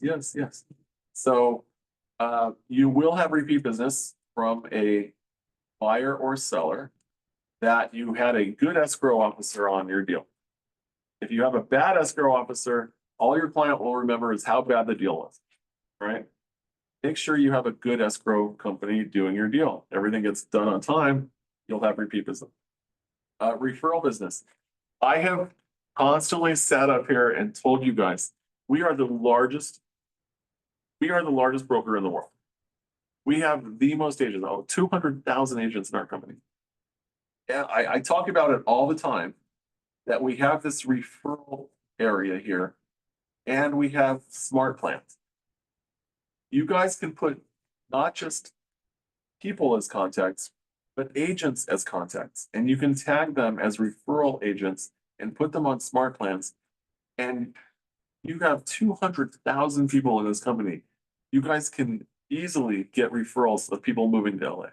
So if getting referrals is part of your business plan, put them in as contacts. You want to be the LA referral agent. I would send out a monthly email to agents telling them what's going on in LA. This is happening in LA. LA is the place. Don't forget about me when your clients say they're moving to LA, right? I would try to take advantage of this. We are, again, the largest company in the world as far as agent count. We have the most opportunity to get referrals for people moving to LA. So it's there. No one has come to me and said, JJ, I'm doing it. I say it all the time, but it's a huge opportunity. Ask for referrals at every conversation, throughout the transaction with the buyer or seller, at the close of the transaction. So asking for a referral is simply, if you come across anyone looking to buy or sell, please refer me. That's the act. During a transaction with a buyer or seller, they are tuned in to buyers as well. That's where all their attention is. If someone is selling a property, they are very tuned in, talking to people who could potentially sell. It's a good time to ask for a referral. At the close of a transaction, sure. If you think I did such a great job for you, they're like, what can I do for you? You just send me a referral. If a deal does not go through, let's say you have a buyer that backed out of a deal. They're like, I'm so sorry. Okay, it's fine. Just give me 2 referrals. Okay, that's all. And now they have to live every day thinking they owe you 2 referrals, right? And they'll make them. They'll find. They'll be on the hunt for you. So just ask for it. Unfair share. Love it. Okay, post-closing. Post-close. So it's really important when you have a landlord or tenant, I think they call leasing the gift that never quits giving, because it's such a high touch, time intensive thing to do. But I think it's really important when after your seller sells or your buyer buys or your tenant moves in or your landlord leases, follow up the next day, 3 days later, a week later, how's it going? Have you heard anything? Everything's okay? Is there anything I can help you with? That post-close follow-up is saying, was not just about the commissions. Right? I really do care, yes. Any how things are going, is there anything else I can help you with? That will mean a lot to your client. Agent follow-up, build your business and your downline with agent. I'll never forget my first deal ever. I had the worst agent on the other side. It was horrible to me, so mean. And at the end of the deal, he said to me, would you ever do a deal with me again? And you said, hell to the no. I was thinking that, I didn't say that. I was like, of course. But it always stuck with me, like he Knew he was mean to you. knew he was mean to me. He Yeah. asked me, would you do a deal with me again? It's something I'm, thinking about, so.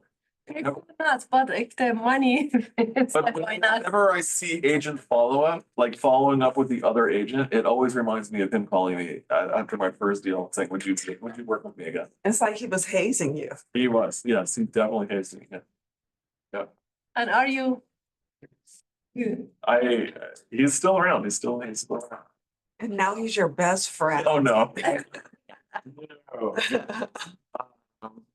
Okay, but it is important, I'm sorry. Give me his name, I'll go meet him. Thank you. It is important to maintain relationships with all agents. So no matter what, even if they're the horrible, you never know when they have a listing and you're gonna have a buyer in the future and you need to get your offer accepted. Yeah. So I always leave bridges open. I never close anything. So You don't burn the bridge. I don't burn the bridges. Don't That's- extinguish the bridges. I don't burn my bridges. And you know, I would love to see my wife in this business. I would love to. Like, I don't burn bridges, right? So it can happen, like, you know, the listing agent went with their own buyer. They didn't give you a chance. And you know what? Their buyer backs out. And all of a sudden they're calling you and saying, is your buyer still interested? Right? And if you had ripped them one, they would not be calling you. They would be calling the next person down the line. So just saying, it's good to maintain relationships with other agents. Okay, I think that's good. Don't forget about our daily success system is you have to have 10 real estate conversations a day. Guys, there are agents that have a motto called 10 before 10. They make 10 contacts before 10 a.m. That's their thing, 10 before 10. So you have to figure out a way to have 10 conversations a day. That's what Gary Keller is saying. If you can have 10 real estate conversations a day, you will have 10 conversations a day. And if you're not getting business and you're doing it, you need to work on your scripts and dialogue. Okay. Add 10 contacts to your database, meaning not just put them in your database, put them on a smart plan. Make sure, you know, that they're scheduled, that you're going to be following with them. You have to do a quarterly phone call to each contact. Handwritten notes is an amazing thing. If you guys are doing handwritten notes, kudos to you. They take a lot of time, but people will always remember handwritten notes. I would say handwritten notes should be there. You should have a birthday card in your handwritten. You should do that. Handwritten birthday card. If you're a social media person, awesome. 10-5-1 is the strategy. 10 likes, 5 comments, and 1 post. And that'll be an actual post or a DM, direct message. Enrichments are going to be taking a client out for lunch. Everyone knows the social butterfly that knows everybody, that person you need to be in constant contact with. If you know someone that knows everybody, that person is just the person that knows everybody, that person you need to take out to lunch at least once a month. Take them out, go or have lunch with them. Make your appointments. That's the whole goal of our calls, are to get an appointment. So every contact is for a listing appointment or a buyer appointment or even a showing, and get agreements. Okay. Again, do not call us. Be careful with that. It's up to $43,280 fine. We have a charity organization called KW Cares. So Please donate $10 every transaction that you close. when you close the transaction, you have the opportunity to give a little bit to KW Cares. I'm sure they've been helping with Florida and North Carolina We actually have a huge semi truck full of supplies just for KW agents. And there have been agents from this office that have applied to be a recipient from there and have gotten it. I think 2 or 3 agents we've helped. There's also something, Gary Keller started a program called Quantum Leap.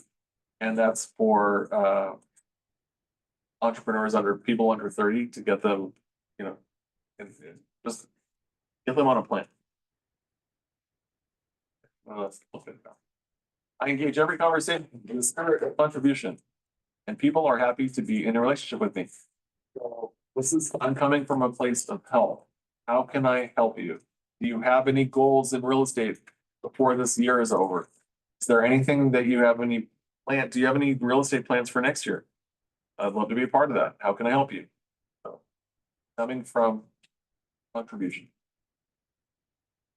Okay, that's it, guys. We have 1 class left, so next week, plan your future. And then I am going to figure out Ignite. Because now this has been weekly, 20 weeks. There is a possibility to do it in the 1 month. New session every month, a new 20, I don't know, I'm thinking about. Every day, Monday through Friday, and then it's basically a complete Ignite. That is the Keller Williams model, is to have it, so I'm just thinking about it. No, It's like a boot camp. it is, Yeah. it is. All right, so anyone that wants to do this on their own, log into command agent.kw.com. Agent.kw.com, click on connect, and then search for Ignite. And here you can get Ignite. So you can download the student manual, you can watch agents from all over the world teaching Ignite. So if you're in a hurry, you want to get this done on your own, definitely do that. I'm gonna go through Ignite this week, the new student manual, and I'm gonna probably extract all the action stuff. And take out concept stuff and just go action. So I will have something, I'm basically scripting stuff, but just to action. If you just want to put everything in Ignite into actions, I'm gonna create just an action plan. So, all right, have a great week. Now's the time where other agents out there are slowing down and when there's a lot of opportunity opening up. It's a great time to be a buyer. You guys have buyers right now. This is a great time. It's not just quick. I've seen a lot of listings for snow. Yep. Yeah, it is. Thank you.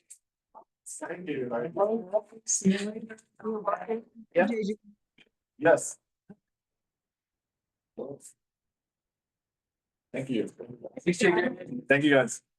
Hi, JJ, nice to see you again. You too. Thank you. Yeah. She coming back.